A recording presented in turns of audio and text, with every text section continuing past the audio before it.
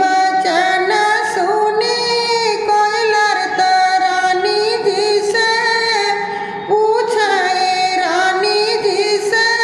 पूछाए हो रानी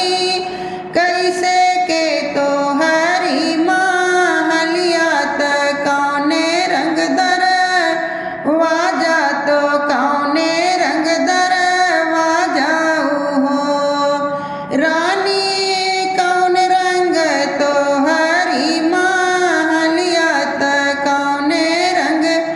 दरवाजा तो कौने रंग दरवाजाऊ हो रानी कौने बरन तोहरे पियवा जगाई लई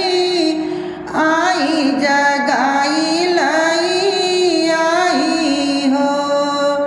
रानी कौने बरन तोहरे पियवा जगाई लई आई जगाई लई आई हो।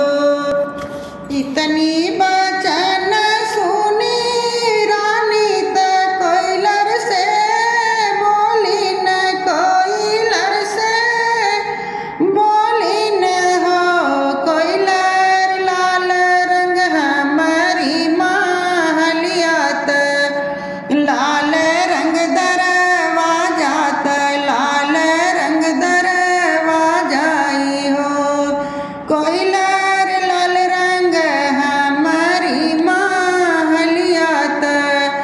लाल रंग दरवाजा त लाल रंग दरवाजाई हो कोयलर संवरे बरन हमरे पियवा जगाई लई आवो जगाई लई आवो हो कोयलर संवरे बरन हमरे पियवा जगाई लई आवो जगाई लई आवो हो पेड़वा से उड़ी है कोयलर त राजा लगे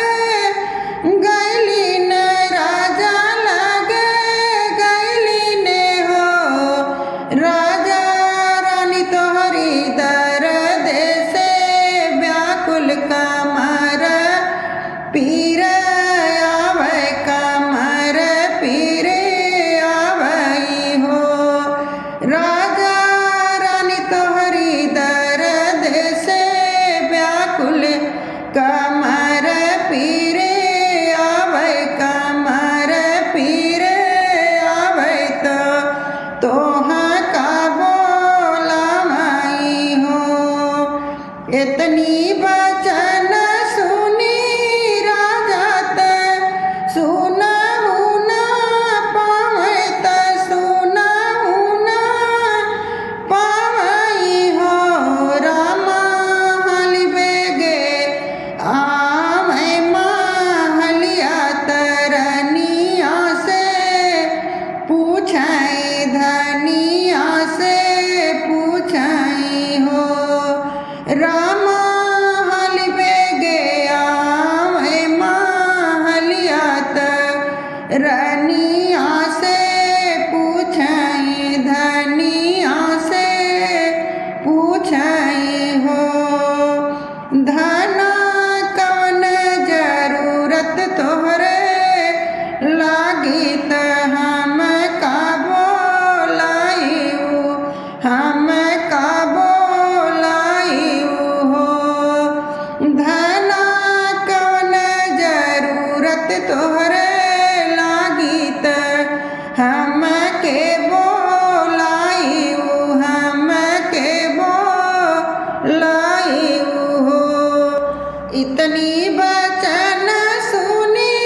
रनिया त राजा जी से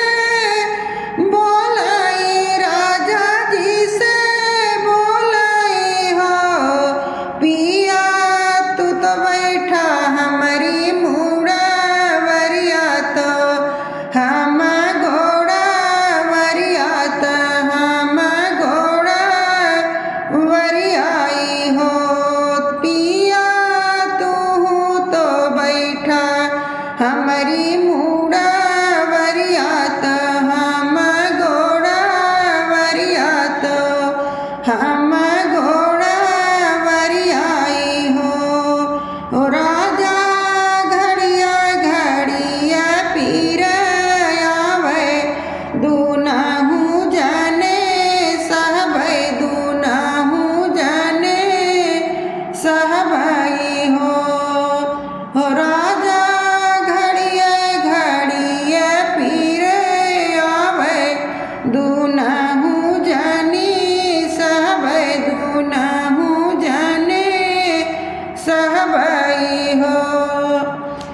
तनी